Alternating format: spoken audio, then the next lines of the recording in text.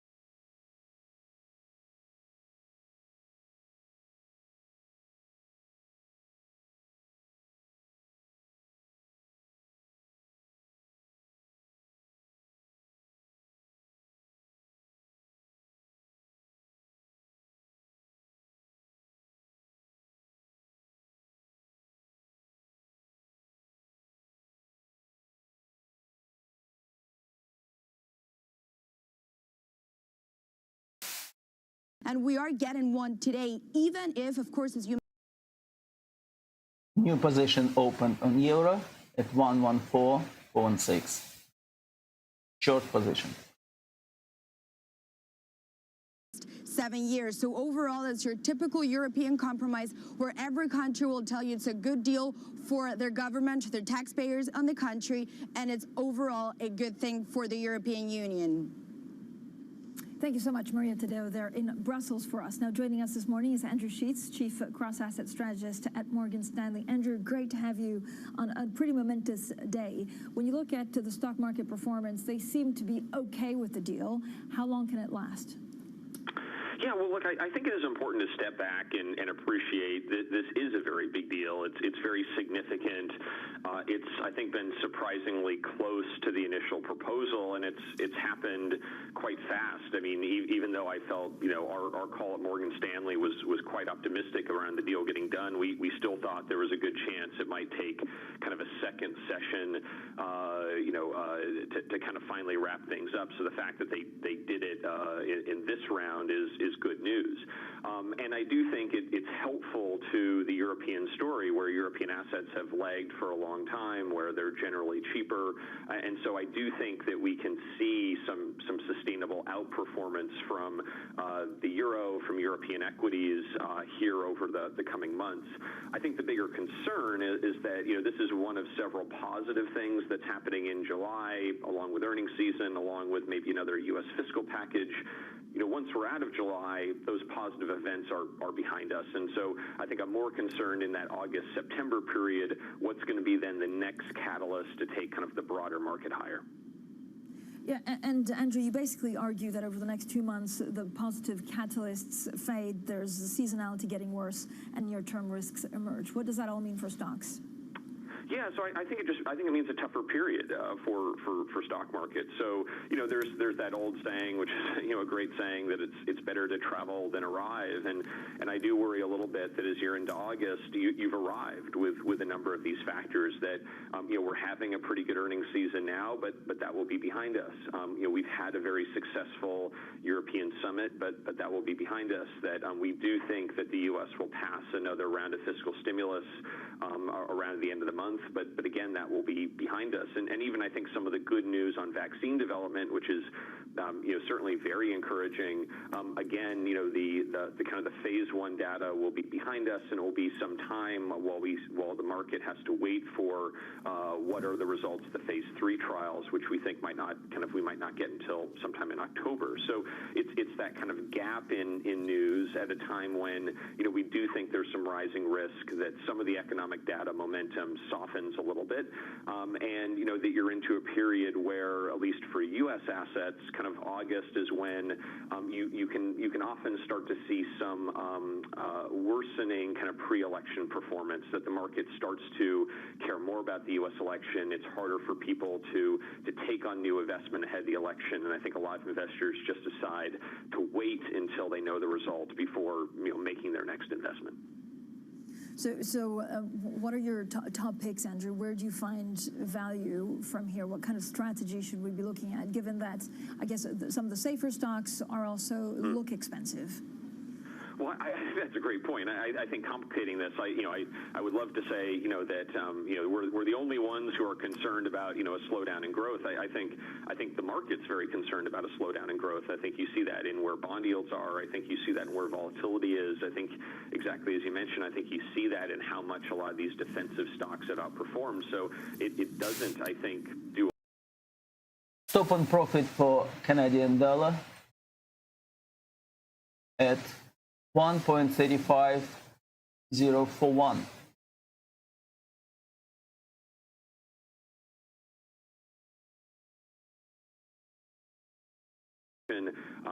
Valuations in Europe are very reasonable. You don't election-related risks.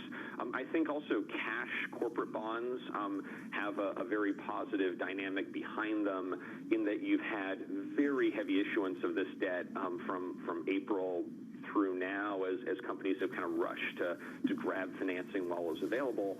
We think that now slows a lot, and so you'll just have far fewer bonds coming into the market, which could help some of that performance and some of that supply-demand imbalance in the corporate bond market.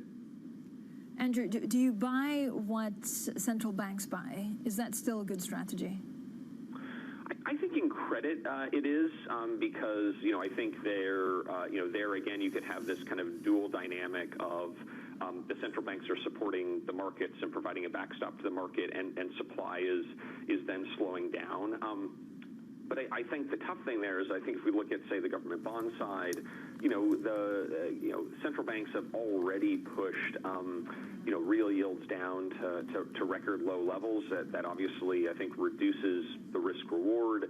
And I'm actually very curious because I think it's actually very hard to tell where expectations are for the Fed meeting next week. And I think that we don't expect the Fed to announce any major new action at that meeting. That's our expectation, but I think investor expectations are actually quite varied about what they're expecting, and so to the extent that if they don't do anything, does that come across as actually a little bit of a disappointment is, I think, a kind of a big unknown. Andrew, thanks so much. Andrew Sheets there from Morgan Stanley stays with us. Now, coming up, the tech trade comes roaring back. We'll talk big rally in the NASDAQ with Andrew Sheets. That's coming up next, and this is Bloomberg.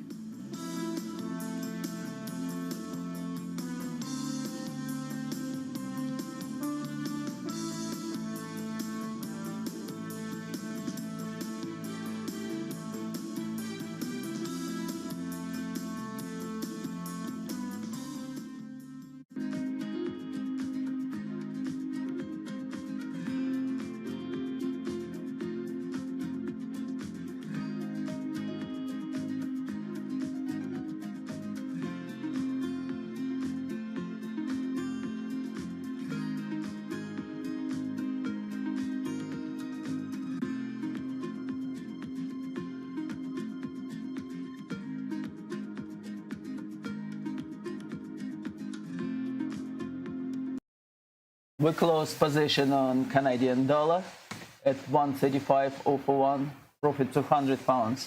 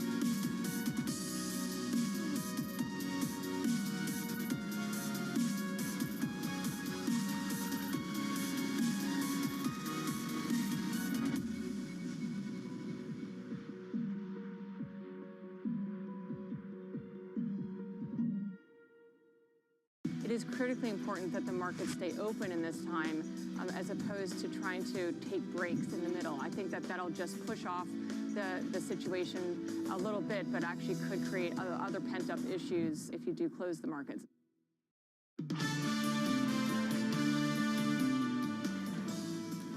Economics, finance, politics. This is Bloomberg Surveillance. I'm Francine Lacqua here in London. Still with us, Andrew Sheets from Morgan Stanley. Andrew, what do you do with all of the technology stocks right now? You look at NASDAQ, and it's on a tear. Yeah, so look, I mean, we've been more cautious on the sector, and that obviously has been the market's been moving the other way. The sector's been very strong, but I think we're focused on kind of in the near term, a very specific issue, which is that we're into an earnings season. We're into an earnings season that's actually gone pretty well so far for the companies that have been reported. But a lot of the big tech names, they haven't reported yet. They're reporting later.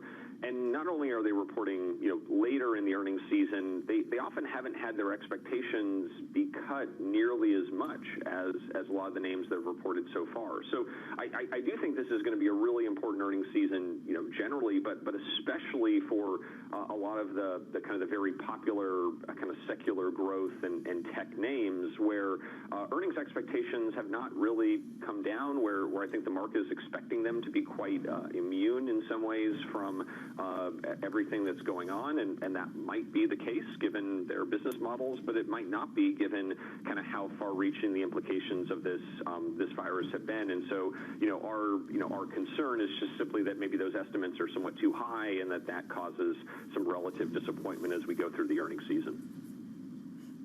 Andrew, is that for all tech or for the big tech, or would you do a difference between, the Asian tech, for example, and the U.S. tech versus the Europeans, although we don't have many European names at the moment?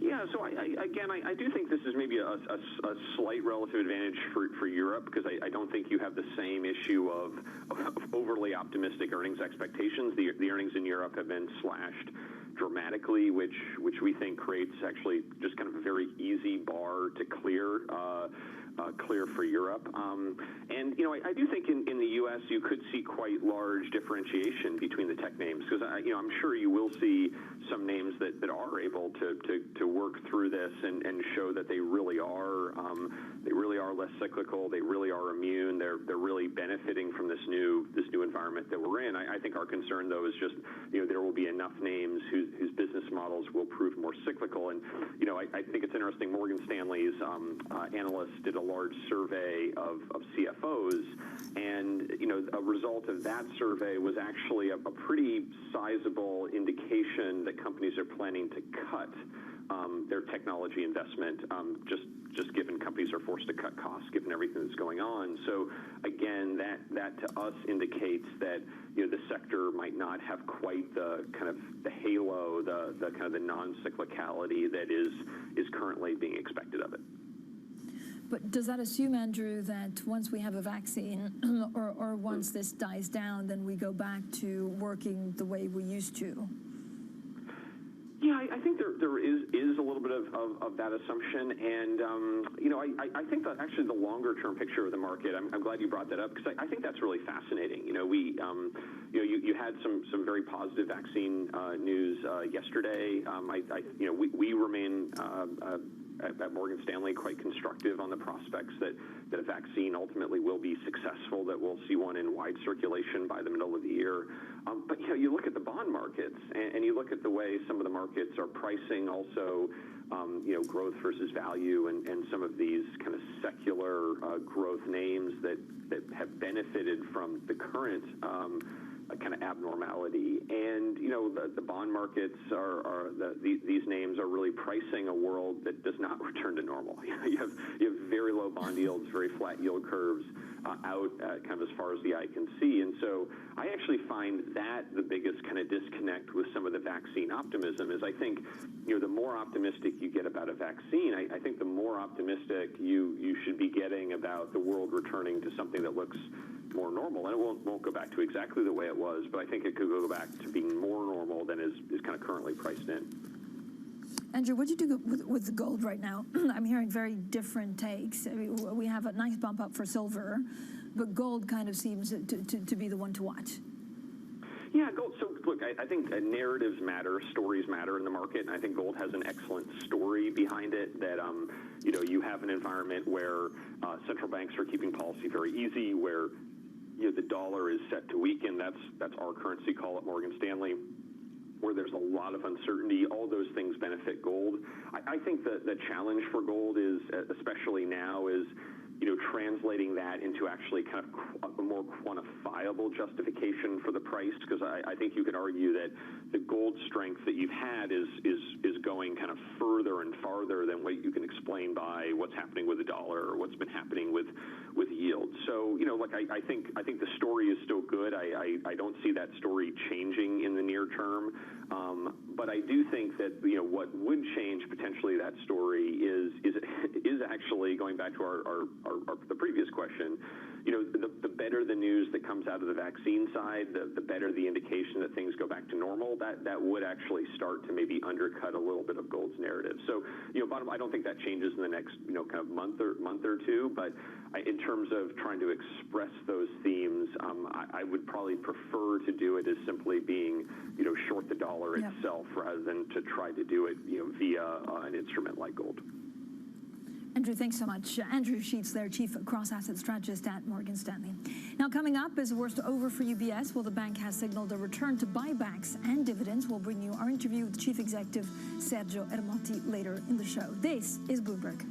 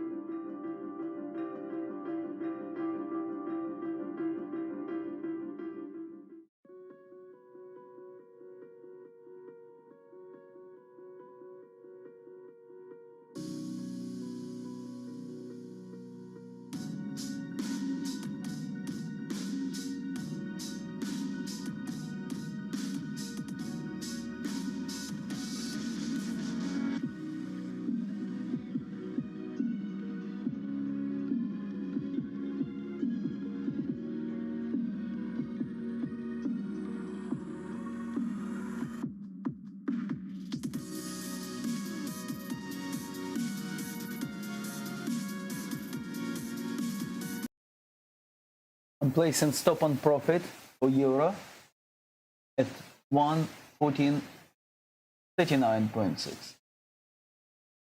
Okay, stop on profit at 114.39.6. That will give us, if it will reach this level, what? £200 in profit. All right.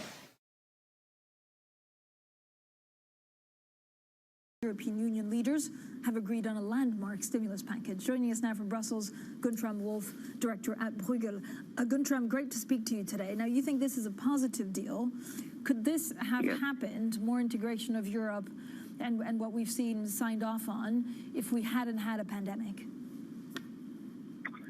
No, I don't think so. I really think the pandemic was the trigger that allowed us to really move and move in a different game. I mean, this really is a different game. This deal, it for the first time really establishes a true insurance mechanism where countries receive grants from the European Union, and the European Union actually borrows money in the capital market. So borrowing for grants is something that wasn't foreseen in the EU, and now it exists. A precedent has been established, and it is paid out according to the size of the shock of the pandemic. So really the countries that are hit the hardest economically, they will receive the largest part of the pie. So in that sense, I think really it's a big deal, and it's normal that it takes 4 days to really come to that deal, given how new it is and how really game changing it is. Guntram, you know, given this deal, what will Europe look like in 4 to 5 years? Is this just the first step towards real fiscal integration? Well, look, I think it is definitely a step towards fiscal integration. I mean, there's no question about it. Now, everybody, of course, wants to emphasize, especially the northern countries, that this is a one-off. It's really done only because of the pandemic, and it is really a sort of just a one-off thing. But of course, it establishes the principle of long-term borrowing. I mean, the money will only be paid back by 2058, so really long-term borrowing. And the precedent has been set. So if there is a new pandemic or a new whatever crisis striking in 5 years or in 10 years down the road, this mechanism can be reactivated, and new borrowing can be done in the markets and, you know, be paid out to the member states. So in that sense, it really is some sort of a step towards a more federal Europe. Guntram, what have we learned about alliances in the European Union over the last month or so? Traditionally, it was always the Franco-German alliance. Does it still hold? Can they still decide, or do they need to be more inclusive with the others, especially the Nordic countries? Well, I would say in the end, they got their way, right? I mean, France and Germany made a big proposal, and to a large extent, that proposal still went through. And, you know, they really put the so-called frugal four into desperation. I mean, especially the Netherlands was really extremely worried always since the moment that the UK decided to leave the European Union, that they would be left alone and that Germany would go down and become almost French. And you know, Angela Merkel really made a big turn and shifted her position. And so in a sense, it was a nightmare scenario for the frugal four. And I think that also explains why they were such difficult negotiating partners. But, you know, I think in the end, they also saw that they can't block progress forever. And in the end, they agreed and, of course, got their rebates reinforced, which is sort of the price Germany essentially had to pay to them to get them agree on the deal. Guntram, thank you so much for speaking to us today. Guntram Wolf, their director at Bruegel. Now, coming up, Sinargan soars after finding its drug cuts the risk of developing the worst COVID-19 symptoms. We'll speak to the chief executive about this next, and this is Bloomberg.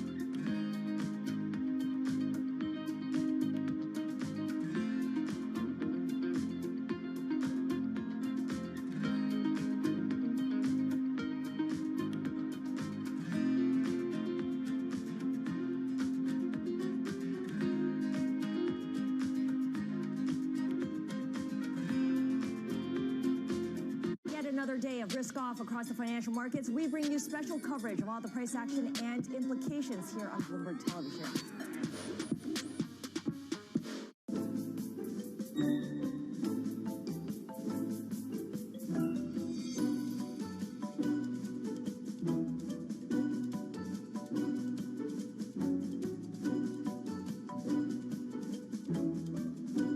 I was actually poor. No foreplay?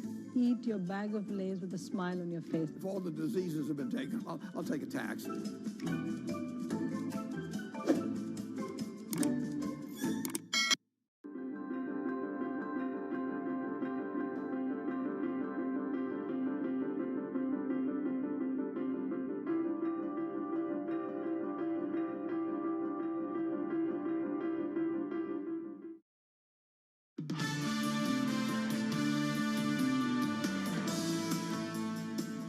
Economics, finance, politics. This is Bloomberg Surveillance. I'm Francine Lacqua here in London. Let's get straight to the Bloomberg First Word News. Here's Laura Wright. Hi, Laura. EU leaders have reached a landmark deal on 750 billion euros of stimulus. It will see the bloc issue joint debt to help member states tackle the economic downturn. The package includes 390 billion euros of grants and 360 billion of low-interest loans. The agreement comes after more than 4 days of negotiations and required unanimous approval. UK households are experiencing the biggest income shock since the 1970s oil crisis. That's the stark warning from the Resolution Foundation. It intensifies the pressure on Chancellor Rishi Sunak. Forecasters are warning of mass job cuts this year unless government help is extended beyond the current furlough plan. Novartis is trimming its sales forecast for the year. That's as the pandemic has hit demand for some of its medicines. Sales are now expected to grow by a mid-single-digit percentage, but in contrast, the range for the pharmaceutical company's earnings growth has been narrowed to the upside, likely expanding in the low double digits. We have a broad internal research effort to find novel coronavirus medicines. But across these medicines, we're not looking at this as a profit driver. We've committed to really do this from more of a humanitarian standpoint. Jeff Bezos added $13 billion to his net worth yesterday. That's the biggest single-day jump for any individual since the Bloomberg Billionaires Index was created back in 2012. Bezos' wealth is up more than $74 billion this year. That figure alone would make him the 7th richest person in the world. Global news, 24 hours a day on air and on Bloomberg Quick Take, powered by more than 2,700 journalists and analysts in more than 120 countries. This is Bloomberg, Francine. Thank you so much, Laura. Now, shares of Sinargen, a tiny pharmaceutical firm born out of a UK university, have soared more than 500% in the past 2 days. That's after the company said its experimental drug cut the risk of developing the worst symptoms of COVID-19. Now, in a clinical trial, the probability of a patient needing ventilation or dying dropped 79% for those who got Sinargen's drug versus a placebo. Well, for more on the trials, we're delighted to be joined, and also for more on the next steps, by the Sinargen chief executive. He's Richard Marsden. Richard, first of all, there was a lot of buzz around your company, and congratulations on what we know so far. Do you think at this point the data is actually good enough for the treatment to be authorized in emergency rooms? I can't answer that question until I've spoken to the agencies. So the data we put out yesterday was the result of having dosed people in hospital. So it was a 100-patient clinical trial with placebo against our drug, SNG-001. We've got very good data that we're really pleased with. We've got to complete analysis of that data, talk to the regulatory agencies, work out what additional data they need to consider approving a submission. But how much more data do you think they require? I mean, I'm not a virologist. A lot of people watching are not a virologist. I've been speaking to our Sam Fazeli, who knows and understands this maybe more than anyone that I know. Do you know if the trial, actually met its primary endpoint? Like, where are we? Give us a little bit of flavor of what you think happens next. Well, we are pleased with the data, and it's that protective effect that you just described, but also at the other end of the scale, on the primary endpoint that we were assessing, this ordinal scale, which was proposed by WHO back in February and March as the endpoint to use. We also improved the chance that you can recover back to a level of no limitation of activities or better with this drug. So we couldn't have asked for more from this trial. And your question is a very good question, and I have to put that to the agencies, and until we've got that information, it'd be wrong for me to speculate. Yeah. How quickly are you having these conversations with regulators and agencies, and how quickly will you get a response back from them? Well, things are happening very quickly. The MHRA, who we've been engaged with thus far, the UK regulatory agency, have been fantastic to work with and very supportive of this clinical trial. We will talk to the EMA and the FDA, and they are processing things very quickly at the moment. But you know, I think we're talking a small number of weeks as opposed to the normal months turnaround for this sort of engagement we need to have next. Richard, just so everybody understands it, so once you get approval, if you get approval, then the drug and the nebulizers used to deliver it need, of course, to be produced and manufactured in large quantities. Yeah. Give us an update. So if you do get approval, how quickly can the rest be done? So time is the challenge here. What we are doing is technically something that you know, is a well-trodden path, and recognizing that time is the challenge, we started all this activity back in April at risk on the assumption that we would get good data. And our aim is to be able to provide hundreds of thousands of treatment courses, which would be millions of doses later this year. That's what we're aiming for. Do you have enough manufacturing capability at the moment to do that? Or do you have to join with someone, go into partnership with someone else? Yeah, we don't do it ourselves, so we contract the manufacturing out, and we've been working on that, you know, for the last 2 or 3 months to make sure that we can hit that target that I just talked about. Okay, but does that have to be enlarged, or at the moment, given the alliances that you have, you think you'll hit that target? I think we will hit that target. Yeah, that's what we're aiming for. And it's more a question of scaling up. It's about expanding as opposed to starting new steps. We close position on euro at 114.396, profit £200. There are various ways of distributing the drug, and we are talking to a company who will be able to distribute this drug. I think ultimately it may need the might of a large pharma company to expand the distribution in multiple markets and negotiate with multiple governments. Our focus today is to get on with everything that is going to make that possible. So that is completing the analysis of the data, talking to agencies, making sure all of the scale-up activity is being done so that we can produce, you know, a sufficient drug to meet demand later this year, assuming everything goes well. Are you in talks with any big pharmas? We've been talking to the large pharma companies because of this program generally. So we were in the middle of a trial in COPD, which is chronic bronchitis and emphysema, when the coronavirus you know, broke onto the scene in January. So we've got a good dialogue. It's my job to have a good dialogue with the large pharma companies, and they're very interested in what we're doing. All of them, or is there one in particular that is more interested, that you see working with more in partnership in the future? There's a cluster of them.